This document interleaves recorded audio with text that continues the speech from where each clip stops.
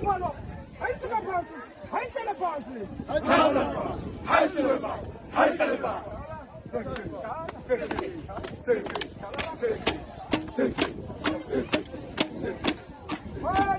afternoon, everyone. I am Naledi Mnisi of Naledi Mnisi Media Production. It is an honor to welcome you all today to this special cultural event at Semanyandeni in the heart of Upongwe. Today, we will take you on a journey through tradition, music, dance, attire, food, and more. Stay tuned for more. Asibingelele sikwamkele kuNaledi Mnisi Media Production. Ngicela uhlele igama isibongo position nokuthi kungani sindani singena namhlanje njengoba sibona ukuthi kuthe cisisaka la endaweni yaseManyandeni singena namhlanje. Asibingelele Naledi Production. Umntwana umpostoli uMntungwa la ebukhosini baseManyandeni. Silapha ngefowethu ezweni laseManyandeni, ebukhosini baseManyandeni. Inkosi yesizwe SQ Mntungwa njalo ngonyaka yenza annual event or festival la kugubha khona amagugu ebizisizwe ezokhuluma ngoba inkosi uyazi ukuthi ayingcwabi, inkosi ayihambe ezinye izinto uyibiza kube kanye nje isizwe azosikhalela akhulume konke annual ukucheck isizwe obusa uhlabile inkomo isizwe saseManyandeni sonke siphelele la Naledi Media nababukele ekhaya. Wagonyaka ufike nani kunale njengoba uyayebiza i-annual event unyaka yonke. Lo mcimbi ke walonyaka uhlube ngokuthi si celebrate u11 years waqala lo mcimbi iwenza inkosi nokuthi ke uhambela zonke igceme waqala ehall eBelgrade wamuva waya phezulu ngasesigodlweni uGabela namhlanje ula ngasesigodlweni sayinkosi uhluke kakhulu nje lonyaka ukuthi si celebrate u11 years nestandard kasafane sesenyukele nokuthi ke se include ama artists locally uvula amathuba amakhono uhluke nje kakhulu kulonyaka emsakazi wami. Unemployment rate is high in South Africa njengoba uthi uvule namathuba mhlawumbe lokhu kubasiza ngani abantu bala endaweni. Umcimbi lona nje kusomabhizinisi abafufusayo ubonile mawungena egate khona mama abathengisayo ngoba inkosi ibizile isizwe bayafika kube khona abakuxoshayo service provider bayafaka izinto kuqhasha izinto za local ngo mobile fridge bonke lokho amathende. Umnotho nje uyaphakama ngalomcimbi inkosi ewenzayo noma ke umcimbi awenze sizweni sayo njengokhosi ebusa kuleli lizwe lamanyana.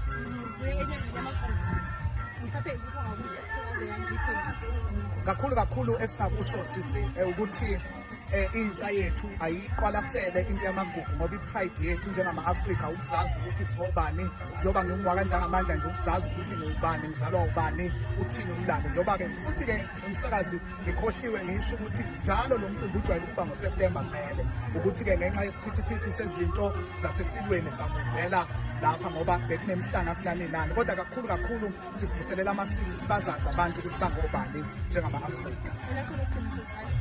Angihalalisele inkosi yesizwe SQ Mntungwa njengamanje ukuthi uphumelele lo mcimbi nokubusa isizwe ukuthi bayinkosi memeza siphelele ngobuningi baso sizozwa izwi lomdala. Siyathokoza. Asibingelele sikwamkele kuNaledi Mnisi Media Production. Ngicela uhlele igama isibongo position nokuthi kungani sindani singena namhlanje njengoba sibona ukuthi kuthe cisisaka la endaweni yaseManyandeni singena namhlanje. Asibingelele Naledi Production. Umntwana umpostoli uMntungwa la ebukhosini baseManyandeni. Silapha ke mfowethu ezweni laseManyandeni, ebukhosini baseManyandeni. Inkosi yesizwe SQ Mntungwa njalo ngonyaka yenza annual event or festival la kugubha khona amagugu ebizisizwe ezokhuluma ngoba inkosi uyazi ukuthi ayingcwabi, inkosi ayihambe ezinye izinto uyibiza kube kanye nje isizwe azosikhalela akhulume konke annual ukucheck isizwe ngesizwe obusa uhlabile inkomo isizwe saseManyandeni sonke siphelele la Naledi Media nababukele ekhaya. Wagonyaka ufike ngani kunale njengoba ukuthi uyayebiza i-annual event unyaka yonke.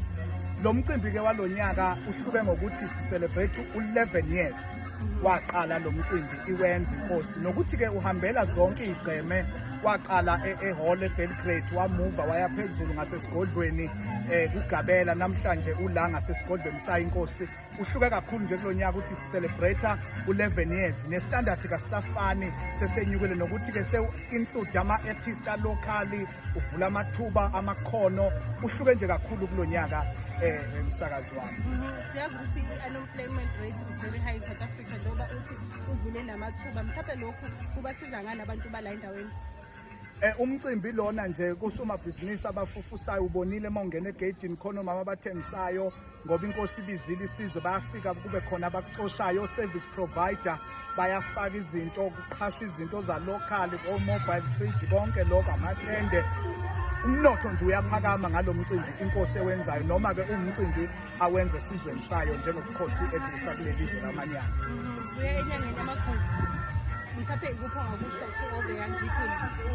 Kakhulu esingakusho sisi ukuthi intsha yethu ayiqwalasele into yamagugu ngoba i-pride yethu njengama-Afrika ukuzazi ukuthi singobani njengoba ngingwaka njengamandla nje ukuzazi ukuthi ngubani ngizalwa ubani uthini umlando njengoba-ke futhi-ke umsakazi ngikhohliwe ngisho ukuthi njalo lo mcimbi ujwayele ukuba ngoSeptemba vele ukuthi-ke ngenxa yesiphithiphithi sezinto zasesilweni samuvela lapha ngoba bekunemhlanga kunani nani kodwa kakhulu sivuselela amasiko ukuthi bazazi abantu ukuthi bangobani njengama-Afrika. Angihalalisele inkosi yesizwe SQ Mtungwa njengamanje ukuthi uphumelele lo mcimbi nokumusaka isizwe ukuthi ba inkosi imemeza asiphelele ngobuningi baso sizozwa izwi lomdala. Siyathokoza. Asifinyelele ukuhlonisa sikwamukele kunale Media Production ngicela uzazise usitshela ukuthi njengoba sifuna umphakathi waseManyandeni uthethe sisakaza kungani silana sona namhlanje.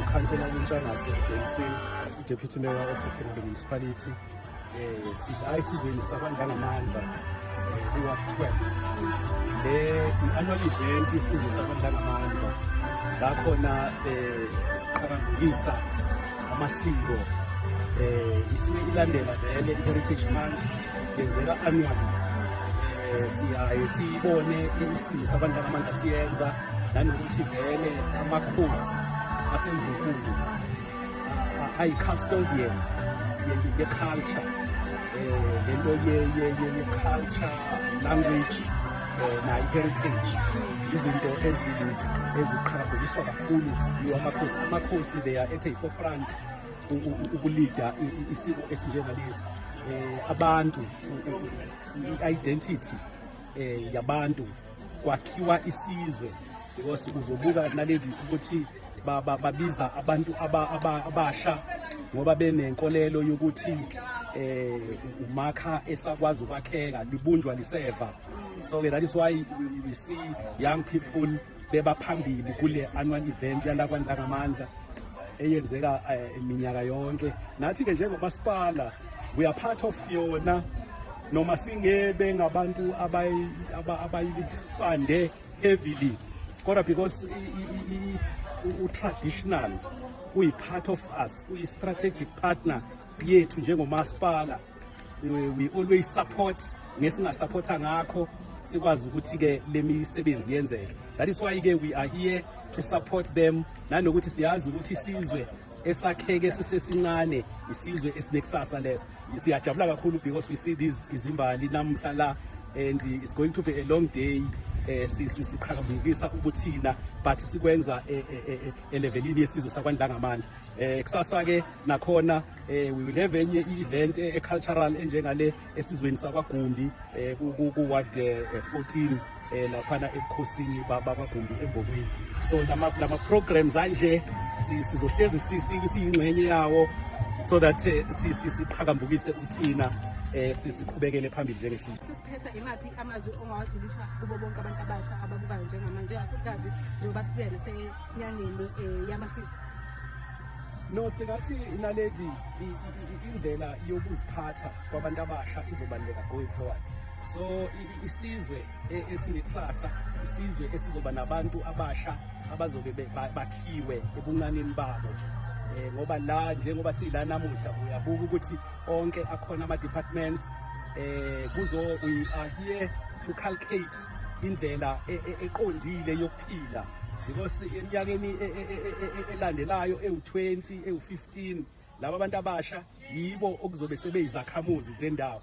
So ke lokho kuzophumeleliswa ukuthi siba prepare kahle as from kuleli zinga. So kubaleke kakhulu ukuthi abantu abasha besilandele kuwonke lama programs esinawo nawo lana asuke efundisa, ngoba la sizofundisa ukuthi yini into elindeleke kumuntu omusha, ukwenza kanjani ugcine usuyi-responsible citizen. So ke sizoqala namuhla ngoba wabona ama-departments azofundisa zonke izinto ey'kuwo, kodwa zonke lezi zinto zilekelela ekutheni kube khona a-responsible citizen kusasa.